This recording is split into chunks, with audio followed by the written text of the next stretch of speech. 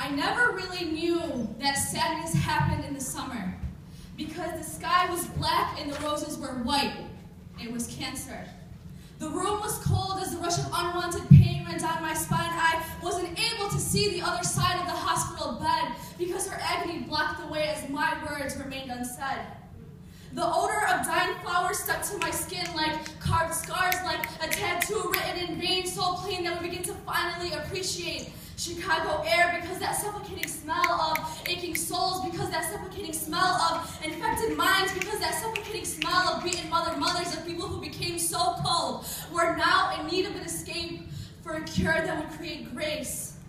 Because we were locked in a hole with a dying soul that screamed, God, you are great, despite the uncountable wires that dragged to her feet and told her it wasn't enough, despite the pale skin that replaced her rosy cheeks with scuff. I sat in front of a girl that sat on top of a bed which rang when she was in a time of need and was an aid for eternity. And what sickens me is that these people in front of me become ungrateful for the things she wished she had. Simply a place like that, like this, happiness. It was cancer. It was leukemia that belonged to a child where it unexpectedly pumped tumors through my heart as my soul became infected with trauma and aggression. They grew on my face, through my blood, down my tears. Her pain was insanely contagious, like laughter in a room full of somebodies who just don't understand.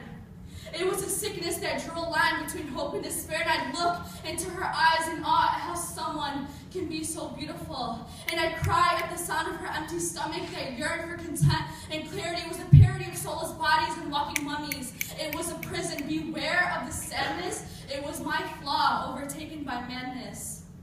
I was like a dying rose that sang for paradise, like a dying mother whose mother ran away and stayed away and claimed being a mother to a daughter was a waste.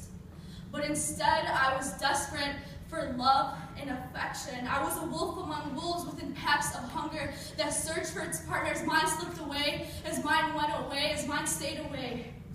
I regret what was unsaid and what I should have done because I began to believe that what I had was forever and that my cancer wouldn't be a killer. But I was no longer alive. The obituary read, death of a girl who buried her best friend. It was a day where my lovely bones caved into ashes as the ground beneath me began to crumble, draining down all the memories, all the laughs, all the times we had, leaving me behind in a cemetery that was never meant to be her home. And I still didn't know that sadness happened in the summer because the sky was black and the roses were white. It was our killer. It was cancer. Thank you.